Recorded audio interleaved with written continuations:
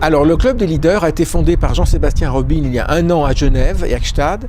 Et il réunit tous les mois dans différentes capitales européennes des hommes d'affaires, des gens responsables dans les entreprises, d'où le nom de leader. D'une part pour se connaître et deuxièmement pour apprendre. Les affaires se font surtout basées sur la confiance.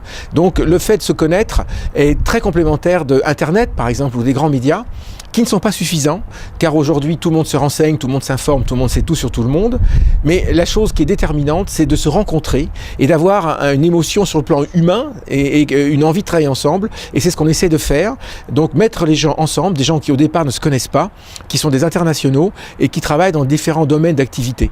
Et je dois dire que ça fonctionne assez bien, car on a gardé ce côté très convivial et on a à notre bilan, je dirais, un certain nombre de rencontres professionnelles ou amicales, ce qui est l'objectif de notre club. Le club de la Mazarine est un cercle privé qui existe depuis de nombreuses années maintenant, qui a été créé en même temps que la revue La Mazarine. Donc c'est une revue d'idées d'art et de sciences qui a été un petit peu en sommeil ces derniers temps et qui réapparaît cette année. Et donc le cercle, lui, a poursuivi ses activités en recevant donc des personnalités de tous les secteurs, économiques, financiers, industriels, mais de l'art, voilà, donc de la société civile.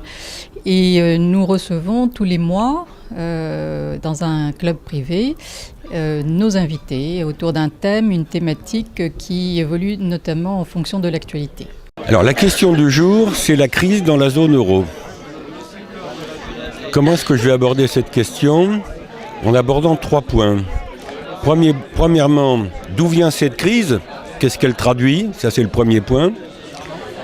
Deuxième aspect important, où va-t-on ? Quels sont les scénarios envisageables ?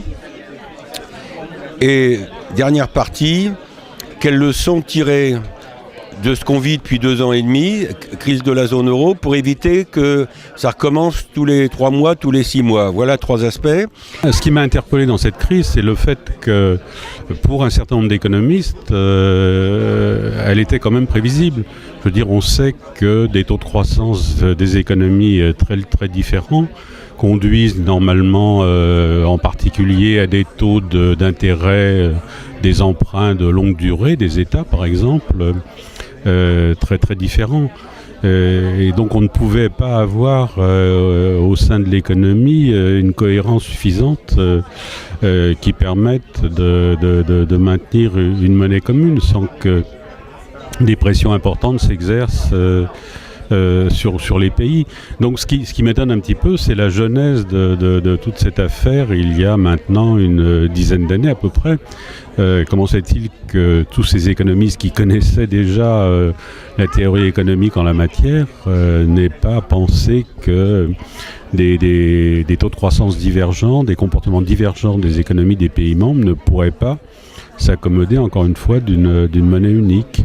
Ni la Grèce, ni les autres pays de la zone euro n'ont intérêt à ce que la Grèce sorte de la zone euro. La Grèce, à mon sens, elle n'a pas intérêt à sortir parce que si elle réintroduit sa monnaie nationale, elle sera exposée à des problèmes de fond qui seront quoi ? Des taux d'intérêt à payer sur sa dette encore plus élevés, un taux d'inflation qui débordera et un cercle vicieux donc où la Grèce aura plus d'inflation, sera obligée de dévaluer encore plus. Il y aura donc le cercle vicieux auquel la Grèce sera exposée, dévaluation, inflation, nouvelle dévaluation. Et donc voilà pourquoi je dis que même si la potion que la Grèce doit digérer est amère et que le programme d'ajustement va être compliqué, la Grèce n'a pas intérêt à sortir de la zone euro. Et les autres pays, l'Allemagne, la France, etc., n'ont pas intérêt à ce que la Grèce sorte de la zone euro. Donc mon scénario, c'est on va essayer de tout faire pour sauver l'intégrité de la zone euro, 17 pays membres aujourd'hui. Les mesures qui ont été adoptées la semaine dernière sont fortes. La Banque Centrale Européenne fait son boulot, mais il faut rester vigilant parce qu'on le voit bien d'ailleurs, les marchés restent nerveux, volatiles.